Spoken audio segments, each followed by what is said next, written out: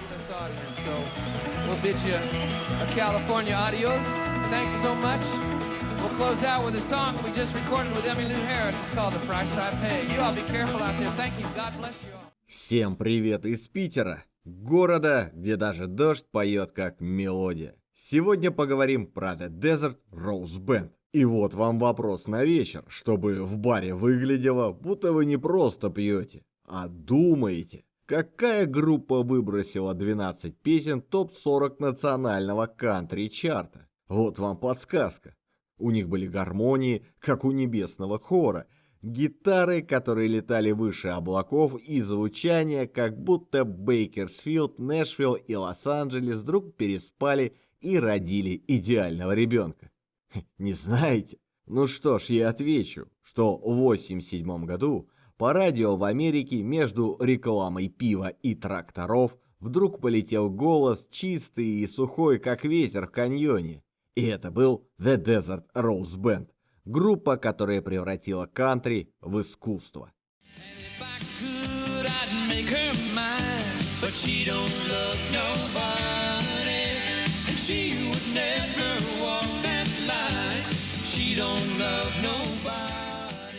«12 песен в топ-40, 2 на первом месте, и при этом их никто не помнит. Не потому что плохо играли, а потому что слишком хорошо. И в 87-м Америка вдруг проснулась. На радио не поп-кантри с лоском и улыбкой менеджера. Там звучало настоящее кантри. Не симулякр, не костюм, а музыка, в которой чувствуется запах табака, пота, старых сапог и утреннего тумана на ранчо. И это было странно, потому что кантри, как и все хорошее, живет коротко. В 20-е был Джимми Роджерс, в 40-е Рой Айкью, в 50-е Хэнк Уильямс, в 60-е Джонни Кэш, в 70-х так вообще была Outlaw революция вместе с Уилли Нельсоном, Уэйлоном и Хаггардом. И вот 80-е. Началось все с «Городского ковбоя», фильма, который превратил кантри в моду. А потом случилось чудо. Розанна Кэш с хитом, который пробился даже туда, где кантри считают чем-то вроде сельскохозяйственной аномалии.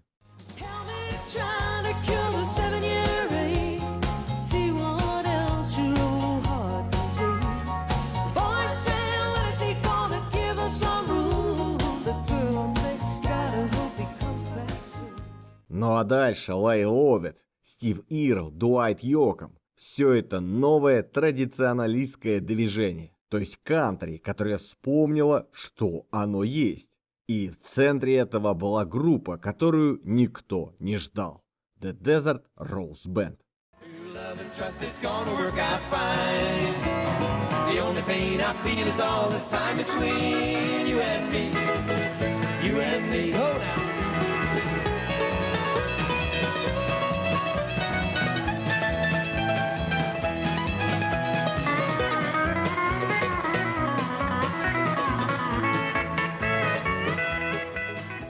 Представьте, Лос-Анджелес, город, где даже пыль блестит от спрея. И тут появляется парень по имени Крис Хилман. Он начинал еще The Byrds, играли бит-поп, но с душой, как тогда говорили. Потом он, видимо, подумал, а давайте сделаем этот рок посерьезней, а кантри по-настоящему. И пошел в The Flying Burrito Brothers с Грэмом Парсонсом, человеком, который придумал слово Cosmic American Music, а потом, к сожалению, умер, так и не поняв, что оно значит. Ну а Хилман взял и прошелся по Америке, как по каталогу. Маназа со Стивом Стилсом, потом была Солтер Хилман Фурри Бэнд, группа, названная в честь участников. И, на мой взгляд, это признак либо полного отсутствия фантазии, либо признак гениальности. Ну а потом пара сольных пластинок, на которых он пел о любви, разлуке и одиночестве в Лос-Анджелесе.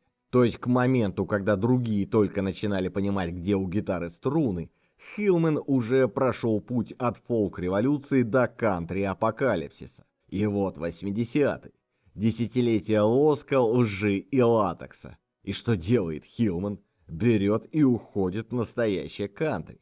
Записывает 2 блюзграсс-альбома с Гербом Петерсоном, парнем из The Dillers, где каждый аккорд звучит как ветер в каньоне. А потом выходит альбом, как письмо из прошлого, на лейбле Sugar Hill, где даже рекламный агент говорит с южным выговором.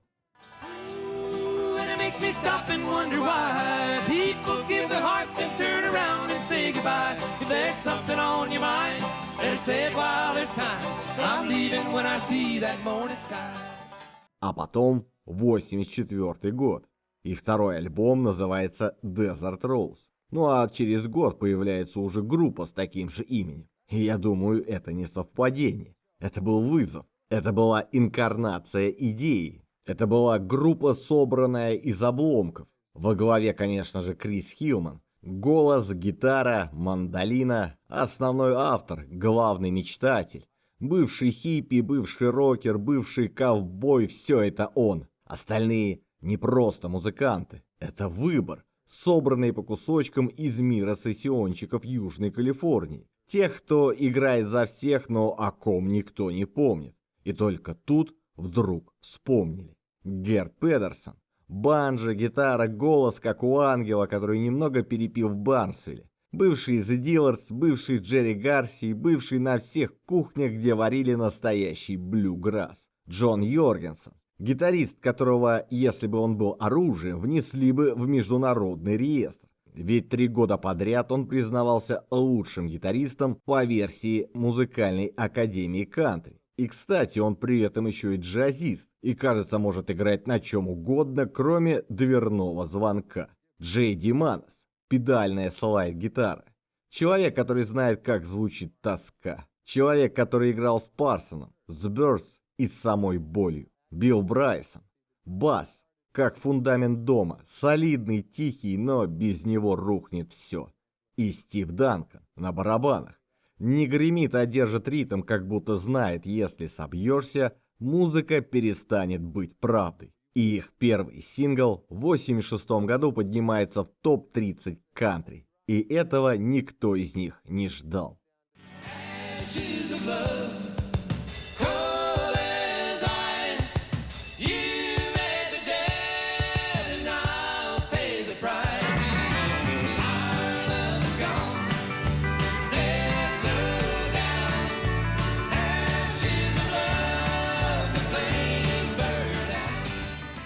Группа, которая выглядела как ковбой из фильма, но играла, как будто выросла на пыльных трассах между Бейкерсфилдом и Нэшвиллом. И знаете, в чем их преступление?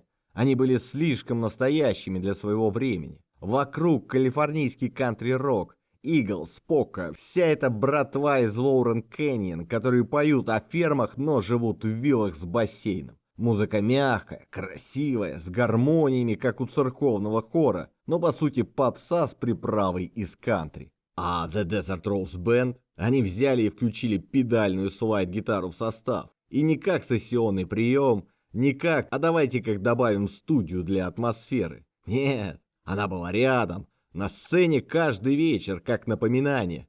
Мы не шутим, это не костюм, это наш язык. Они и одевались по-настоящему. Костюмы от Нуди Коуэна и Мануэля Кеваса, тех самых, кто шил наряды для Роя Орбинсона. При этом это был не имидж, это был манифест.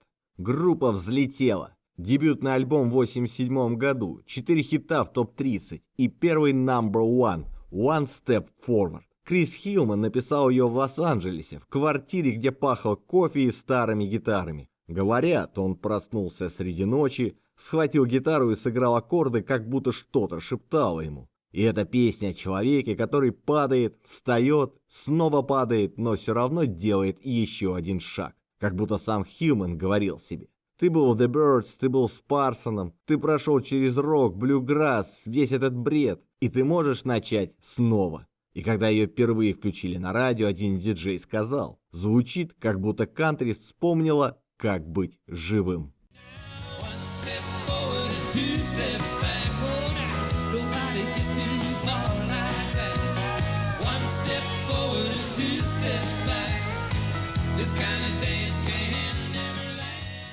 Песня «He's Back and I'm Blue». Еще один number one. Песня о бывшем, который возвращается. Не для любви, а для разрушения. Написана она Робертом Андерсоном и Майклом Вуди. двумя парнями из Нэшвилла, которые, кажется, сами пережили такое. Хилман услышал демо и сказал: «Это не просто песня, это приговор». Голос у него в ней не злой, не обиженный, а уставший. Как будто он знал, что этот человек вернется.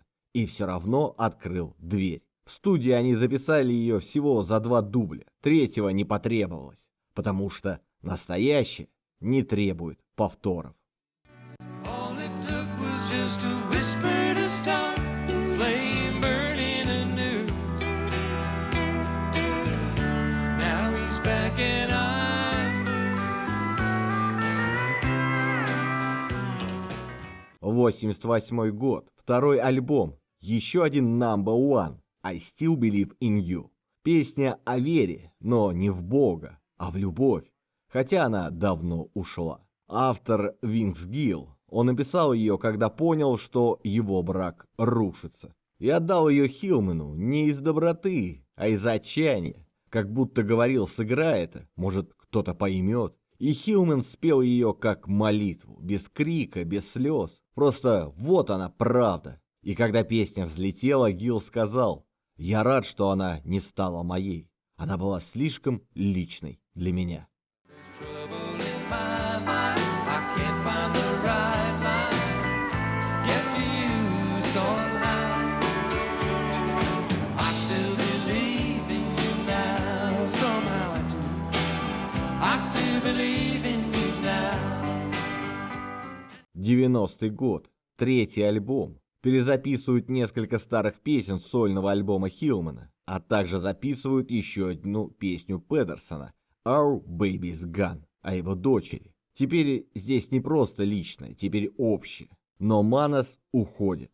Его заменяет Том Брумли, который, кстати, сам когда-то ушел из Бакерс, которого заменил Манос. И вот круг замкнулся. И 3-й альбом считается их вершиной, и они стали машиной не для хитов, а для музыки. И при этом впоследствии почти не получили признания. Ни Грэмми, ни трибьютов, ни мемуаров. Возможно, потому что в Америке любят либо клоунов, либо мучеников. А Desert Rose были просто хорошими. Возможно, даже слишком хорошими, чтобы быть модными.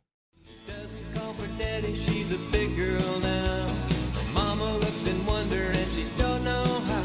Our baby girl escaped, there's no more cuddling now. Our baby's gone. Story of Love. Один из последних топ-10. Песни о любви, которые рассказывают, но уже не живут. Написано Хилманом и Педерсоном за один всего лишь вечер. В доме у Хилмана. Они сидели на веранде, пили виски и говорили о женщинах, которые ушли. И вдруг появились аккорды, потом слова, и песня родилась сама собой, как воспоминание о чем-то, что было, но больше не вернется. Ну а потом, как всегда, начался распад. И следующий альбом их не полетел. И лейбл тут же теряет интерес, а Йоргенсен и Данкан уходят. Pages in this book have all been written from above. Be a believer in the story of love. А если вам нравится ролик, не забудьте подписаться и поставить лайк. Если хотите послушать музыку, заходите в мою группу ВКонтакте. Там я собираю все треки из роликов, а в своем телеграм-канале я делюсь впечатлениями при их создании. Все ролики я делаю самостоятельно в свободное время после работы на чистом энтузиазме. Поэтому, если вы считаете, что мой труд достоин поддержки, помочь мне вы можете через сервис Boosty. Все ссылки оставил в описании под видео. Группа выпускает еще один альбом с названием «Жизнь продолжается». Возможно, это ирония названия. Ну да, возможно. На записи кое-какие возвращения, сессионники, полумеры. Тур с новыми людьми, и 1 марта 1994 года, через неделю после последнего концерта, Крис Хилман говорит: «Все, конец». Как будто кто-то выключил свет в пустыне. Can't you see what I've been through? All I've done for you. Can't you see your world won't end? It's just a summer wind. The Desert Rose Band распадаются, но не исчезают, потому что настоящие вещи не могут исчезнуть, они просто уходят в подполье. Ведь в 2010 году состоялось воссоединение, тур, успех. Теперь они играют то в полном составе, то в трио, как будто говорят: мы все еще здесь. Ну а сегодняшняя кантри — это смесь рэпа, рока и рекламы. Музыка для супермаркета. Но иногда можно включить старую запись и вспомнить, что было время, когда кантри было живым, когда на радио звучала музыка, а не маркетинг. И тогда вдруг становится ясно, что Desert Rose Band — это не просто группа, а не последнее честное слово в жанре, который забыл, как звучит правда. Они были тем, чем могли быть, городскими мечтателями, которым хотелось пыли, ветра и простора. И может, в этом и была их настоящая пустыня. Не за пределами Лос-Анджелеса, а внутри, там, где заканчивается шоссе и начинается вопрос: а кто я на самом деле? И может быть, они не спасли кантри, но они показали, что даже в самом искусственном звуке может быть искра, маленькая, как звезда над пустыней. И, возможно, именно это и делает их настоящими.